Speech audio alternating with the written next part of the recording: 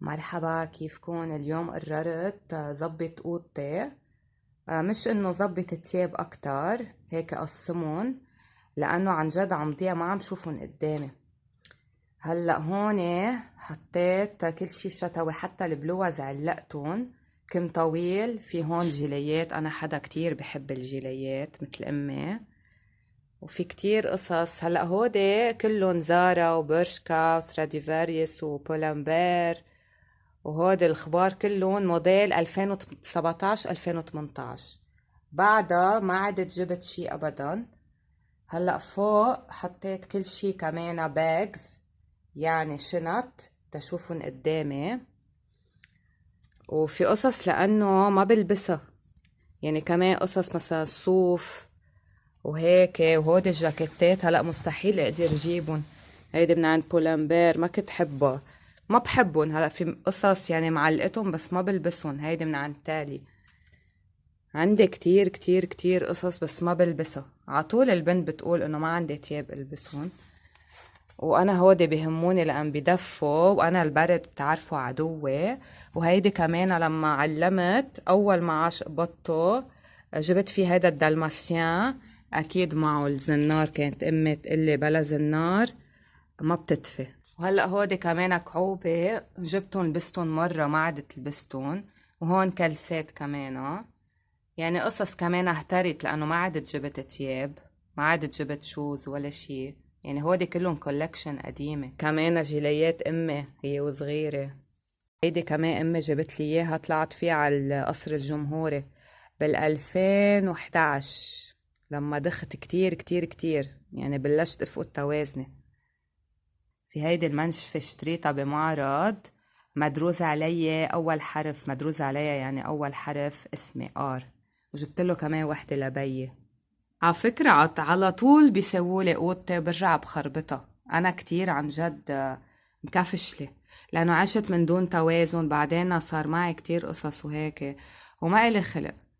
هودي كمان البرانيت كمان للشتاء وللإيدين، لأنه ما عاد فينا ندور مثل قبل. واهم شي عندي الشيلات كمان بحطهم على راسي، بس ما بحط برانيت انا ونايمه على راسي. هلا هودي البنطلونات كمان حطيتهم.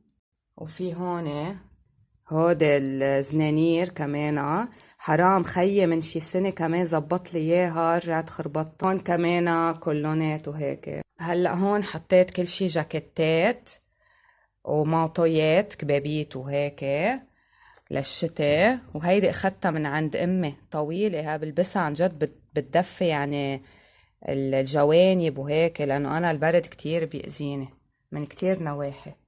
وهون كمان قصص بنام فيهم، واهم شي يكون عندي فيزويات وكولونات منن كتير بشدوا على الجسم، بلبسهم تحت البيجاما البنطلون. هودي كتير مهمين خصوصا للاشخاص اللي عندهم مشاكل بالجهاز الهضمي. هون كمان في فساتين بس ما عدت البسهم، ما بحب اصلا البس فساتين، بس انه وفي تنانير كمان بركي لابستهم مرة واحدة. عن جد هيدا شو خطر لاشتريه من عند ستراديفاريس، كمان كتير غالي كان، وحبيت رده بس طلعت قايمة الاتيكيت وقتها ما عدت لبسته. وكتير ضيق 34 انا، لانه جسمي كتير تغير يعني. حتى انا واختي اوقات مثلا قصص بيضيقوا عليها بتعطيني اياهم، قصص بيوسعوا علي بعطيها اياهم وهيك. في قصص كمان ما بلبسها. كمان حط بينز.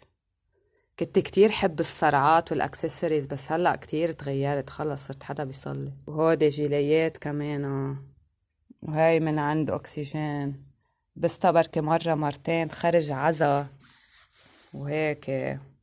هاي قصيتلك ماما، ما بعرف شو خطر لي. هودي كروليات سود كتير بهموني كمان البسهم تحت. كانت امي تقلي اذا ما لبستي انت مثلا كذا كروليه ما بتدفي مزبوط، لو لبستي مليار جاكيت لازم تدفي يعني لحماتك. يعني هو بلبسهم من فوق. وهاي كنزة كمان، يا لبستها بال2012 لما صيفنا، كمان كنت من دون توازن. هيدي رفيقتها لأمي كمان هديتني إياها، حلوة من تركيا. هيدي كمان إذا حدا بده يخبي مثل وراك، وكمان طويلة بتنلبس، بتخبي كتير قصص. وهيدي كمان جبتها لبستها مرة، هيدي كمان البنات كتير بتعجبهم، كمان جبتها من عند H&M، كمان لبستها مرة. عندي كتير من عند H&M، ها من عند زارا. هاي كولكشن 2017، ايام البحبوحة. هلا ما في شي، كل شي غلي، ما بقى الواحد قادر يشتري شي ابدا. هاي بحبها، بلبسها من انا وصغيرة من زمان.